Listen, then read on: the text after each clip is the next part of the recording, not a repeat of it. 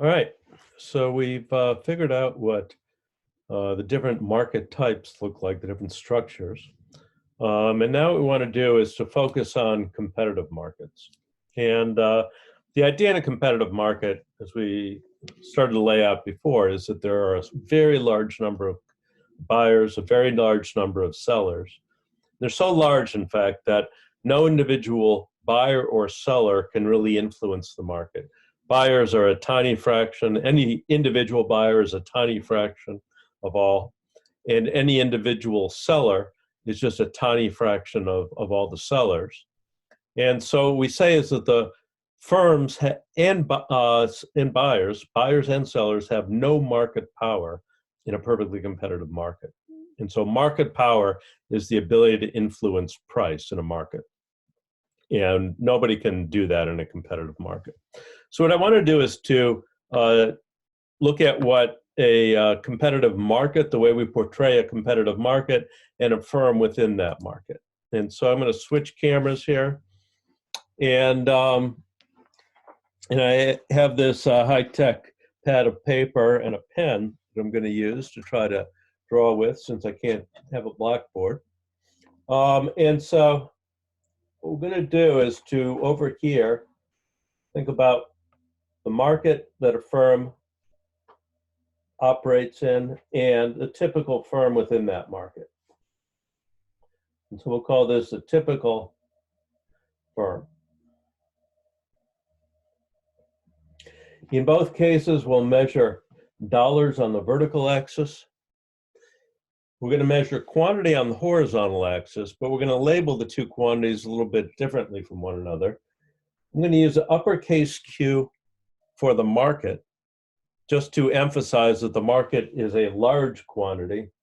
And a typical firm will have a lowercase q for its quantity, just to emphasize again that this quantity is much smaller than that one.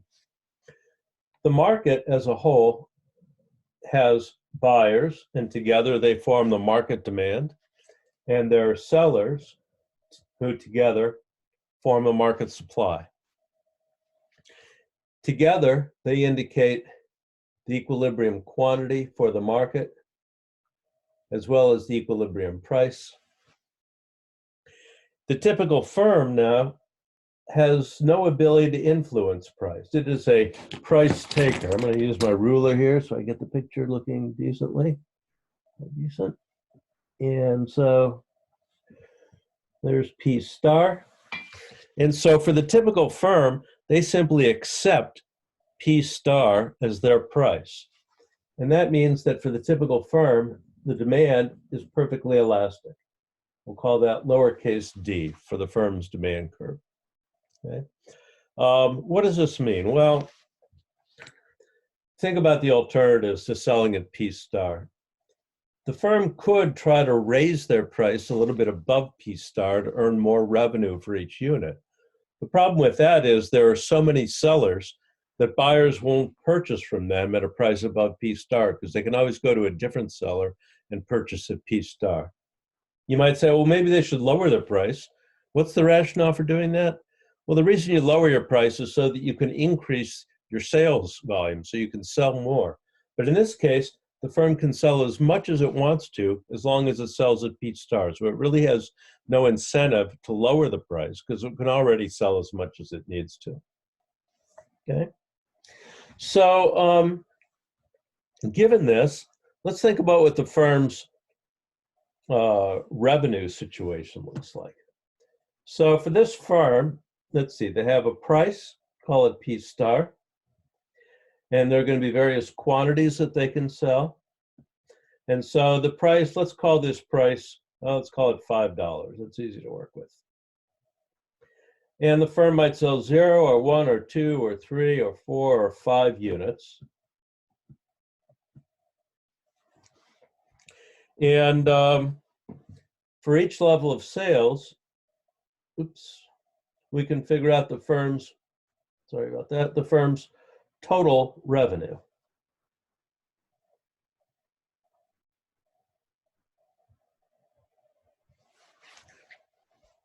Okay.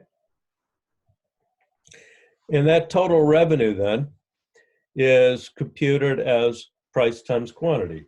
If you sell nothing at a price of $5, you have no revenue.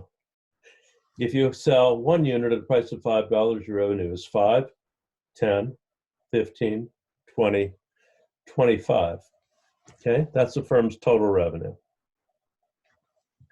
We can also find the firm's marginal revenue,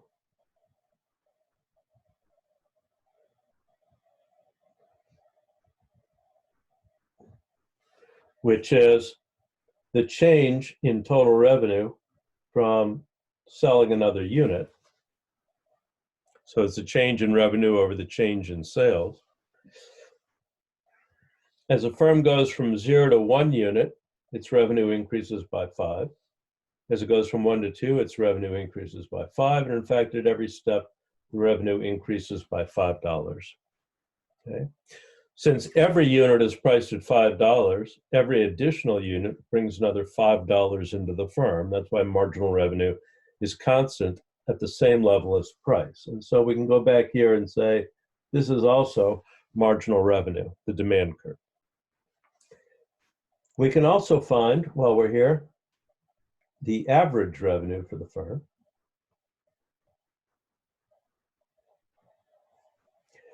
And that's AR. Average revenue is total revenue divided by quantity. It's the revenue per unit sold. So if we sell 1 unit with a total revenue of $5, 5 divided by 1 is 5. That's an average of $5 per unit.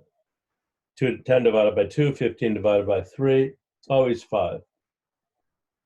And so since every unit brings in an additional $5, we can say that the average revenue per unit is 5. And so the demand curve is also the marginal revenue curve, and it's also the average revenue curve. Now let's think about what total revenue looks like. By the way, I will take a picture of each of these pages that I draw, and I will post these pictures to Moodle so that you can go back and look at them if you care to. Okay. So for the firm, we have dollars and output. And what this says, looking at the relationship between output and total revenue, what it says is if the firm sells nothing, it gets no revenue. And every time it sells an additional unit, its revenue goes up by $5. And what that means is that total revenue is going to be linear, and its slope is the change in total revenue rise over the change in quantity run. So its slope is marginal revenue. Okay.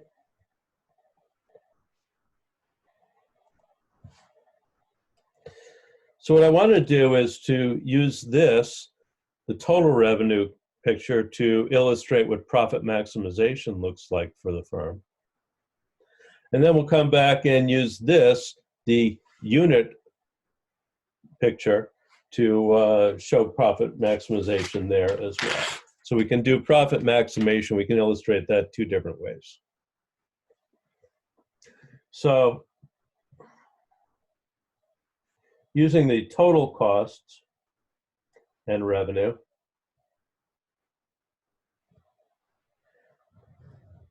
let's illustrate what profit maximization would look like for the firm.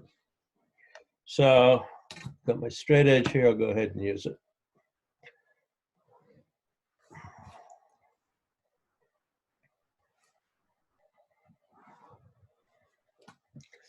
So I have dollars and output. And we just figured out that for the firm, because its price is, doesn't change as quantity changes, its total revenue is going to be linear. Okay. What about total cost? Well, we talked about total cost. And This, by the way, just to be clear, we're talking about the firm here in the short run. And so the short run total cost looks like what? Well, it starts up here at total fixed cost, and then does something like that. And that's total cost. So the firm has an objective.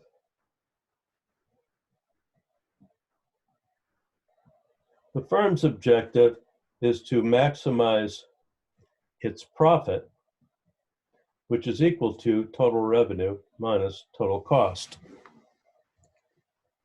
So where does it do this? Well, down here, the total cost is above total revenue. So in this area over here, to the left of that intersection, profit is negative because the cost is greater than the revenue.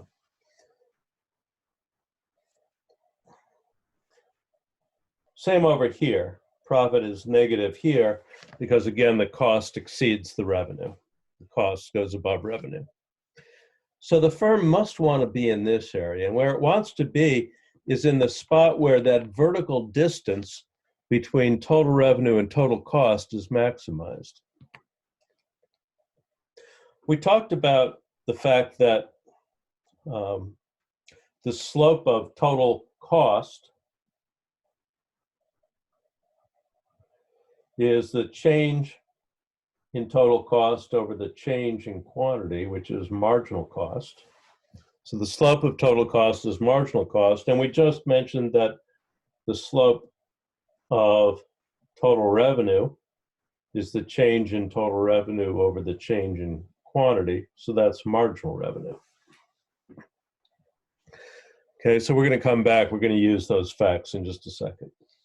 What we can see is that down here, the two slopes are diverging, right? The gap is getting larger between the two. And so right here, total revenue is steeper than total cost, or we can say that marginal revenue is greater than marginal cost, and profit is growing.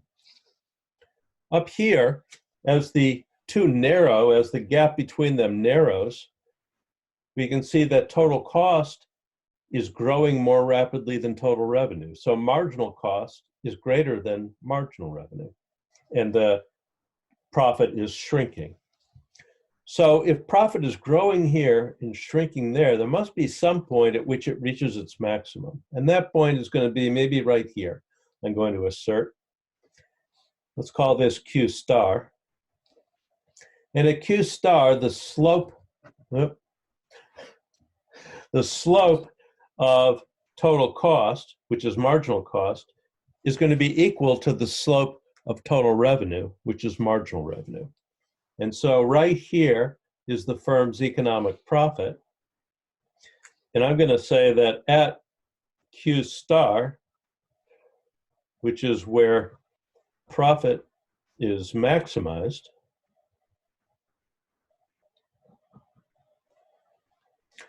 the slope of total revenue equals the slope of total cost, or we can say that marginal revenue equals marginal cost. Okay? So for the firm, its job is to choose the level of output at which its profit is maximized. And it's going to be somewhere like this, where the slope of total cost and the slope of total revenue are the same, or where marginal revenue equals marginal cost.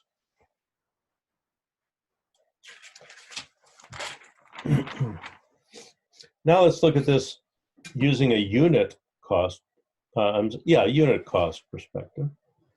And again, when we do it this way, we want to emphasize that the firm and the market are two separate entities, and so we draw different pictures for them.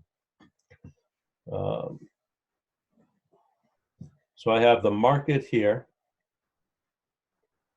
and the firm here. And that's just a typical firm in this market. Okay, again, dollars vertical, dollars on the vertical axis, large quantity here, dollars, and small quantity. What we know is that there's a demand and a supply in the marketplace, and together they determine the equilibrium quantity and the equilibrium price for this market. Again, I'll extend this over. That price, P star, then defines the firm's demand curve. And this is its demand, marginal revenue, and average revenue curves. Okay. This firm has costs. We've talked about the unit costs before. And since I can do fancier things here, I'll give it a try. So let's suppose that the firm has average total cost that looks like that.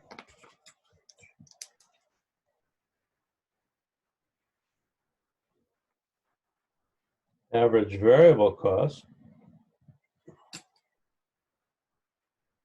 There.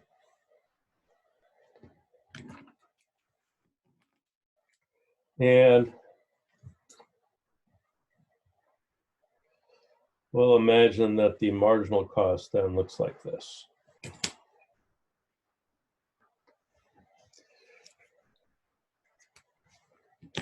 So the question for the firm now is, how much should they produce? And the answer we saw before in this picture was that the firm should produce where marginal revenue equals marginal cost. Well, where is that? This is the marginal revenue. The demand curve is the marginal revenue curve, and this is marginal cost. So the two of them meet right here.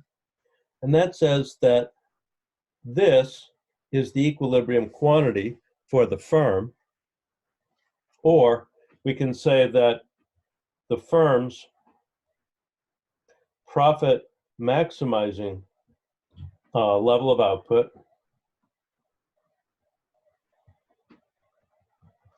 is Q star, because at Q star, marginal revenue equals marginal cost. Okay, so this says that the typical firm in this industry will produce a quantity like Q star.